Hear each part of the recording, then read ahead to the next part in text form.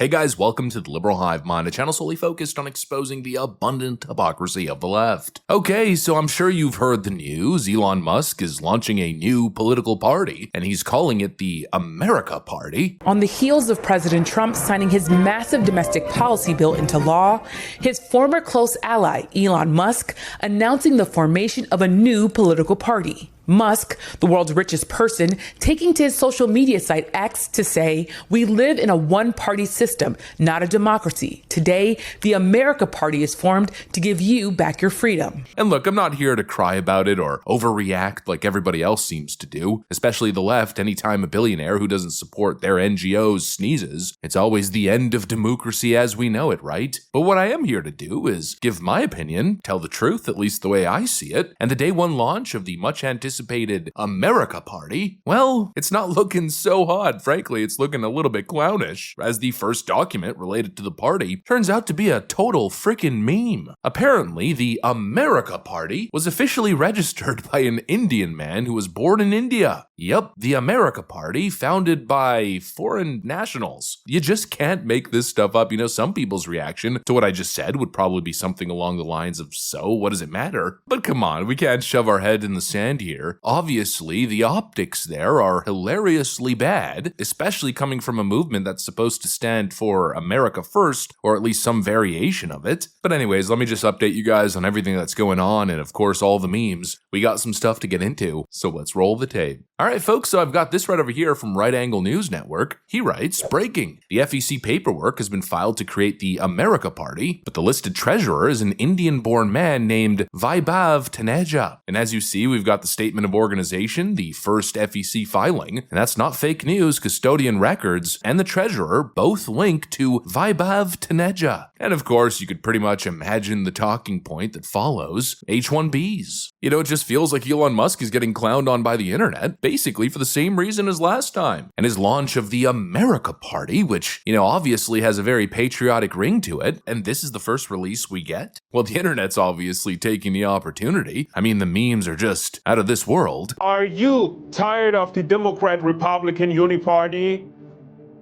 Are you tired of your American voice not being heard? Then join the America Party.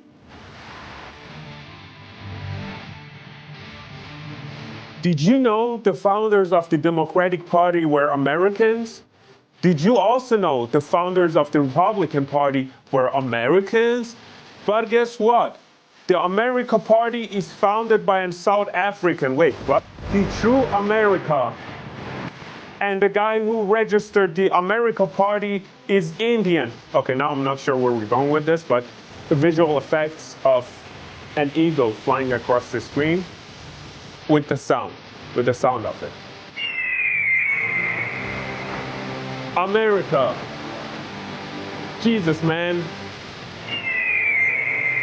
Oh, and I might as well show you guys this one. I present to you the new face of the America Party. You know, seems kind of inherently like a little bit of an identity crisis, and that's not exactly something you want on the day of your launch. And it's also got me seriously questioning, well, what's the platform? What's the plan? What's the stance on mass migration, or the cultural rot in our institutions, the destruction of middle America, or the preservation of American history and traditions? Well, I think for the most part, I don't know. Day one, and I'd say the party's not exactly defining itself very well, and clearly just in terms of the optics being presented, what we see so far kind of reeks of the same, you know, anyone can be American post-national state kind of garbage that we've been force-fed for the last 2 decades. And I'm not here to gatekeep patriotism or anything. I don't think you have to be a white male Christian to be American, but there just seems to be something deeply tone-deaf about naming your party the America Party, and then this is day one, especially considering the current political climate. I mean, the American people are sick of being sold out. They're done with their jobs being handed off to foreign visa holders and then being told they're racist for complaining. And of course, understanding Elon's previous support for mass H-1B expansion, well, you pretty much get it. And now I guess the next question is it going to work? And that right there, that's a hard question to ask. But if you've listened to left-wing rhetoric over the last couple of months, then absolutely, I mean, Elon Musk is about to buy the whole damn country. For months, they told us that Elon Musk essentially bought the White House. Absolute cope coming from the left. Elon Musk bought the Oval office and he's the de facto president. Oh, give me a frickin' break. I don't care what anyone says. I still believe that Trump would have won the election with or without Elon Musk's backing. Oh, but he spent $200 whatever million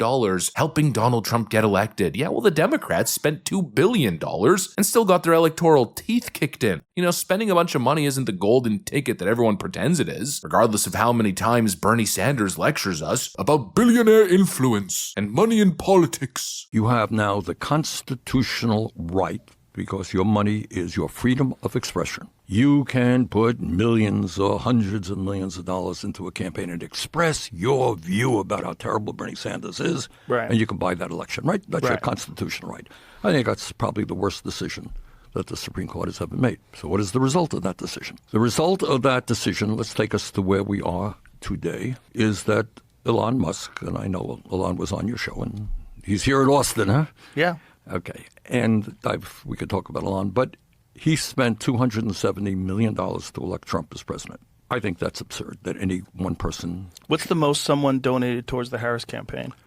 They spent a lot of money on Harris as well. They spent $1.5 billion just combined over the course of a couple of months. You got it. You know, you can buy ads, you can buy staff, but you cannot buy genuine grassroots energy. And that's exactly what Trump has. If anything, Elon just kind of got swept into that energy. He didn't make it, contrary to what the left tells you. And honestly, Elon Musk's political involvement is a little bit of a double-edged sword. You know, for every person that he brings in, there's also someone who might be repelled by him. And I think that applies left and right. And again, I'm going to repeat, I'm not anti-Elon Musk. I'm not an Elon Musk hater. In fact, I adore Elon Musk, especially for what he did for free speech online. And obviously, he's a brilliant entrepreneur and engineer. But this idea that his mere presence or the money that he puts behind whatever candidates or this new political party that he's dreamed up, that it's going to start a revolution and change the history of the country forever, I don't think so. I mean, not unless it's backed by something real, something seriously grounded, something that really pierces to the core of what voters are looking for. Basically, what Trump did in 2016, you know, coming down and identifying particular issues that really spoke to American voters. So far, I haven't seen that. I've seen a lot of talk about the budget, but not much beyond it. Sure, Elon Musk has a point. Spending is too high. But the idea that he's going to revolutionize politics and create a massive third party on that issue alone, it just seems totally impossible. At best, this feels like a better funded, maybe more media savvy version of the Libertarian Party. You know, hey, maybe, just maybe they pick up a couple House seats. Maybe, big maybe. But all the talk as if this is some existential threat to the Republican Party. It's the end of the America First movement? I don't think so. And I'm not panicking. My hair is not on fire. I know there's a lot of people who want to shut this down now. Elon Musk is a traitor. There must be some deep conspiracy theory. No, I'm just not buying into it. It's really not that big of a story, unless there's much more significant action moving forward. And I'm not going to sit here and be outraged or call for Elon Musk and his party to be canceled. Elon has the right to launch whatever party he wants, whatever initiative he wants, as long as it's legal. He's a free man. He could do what he wants. I'm not mad. I'm not offended. I'm not in meltdown mode. But I do think that this whole rollout felt, you know, a little bit half-baked, a little bit poorly thought out. And you'd think with all the money and power that Elon Musk has, that they'd be able to at least get that right. But so far, it's a little story that I think people are blowing well out of proportion. It just kind of is what it is, and we'll see what happens. Anyways, that's pretty much what I got for you guys. Hopefully you enjoyed the video. If you did, make sure to leave a like and possibly subscribe. Thanks for watching, and I'll see you on the next one.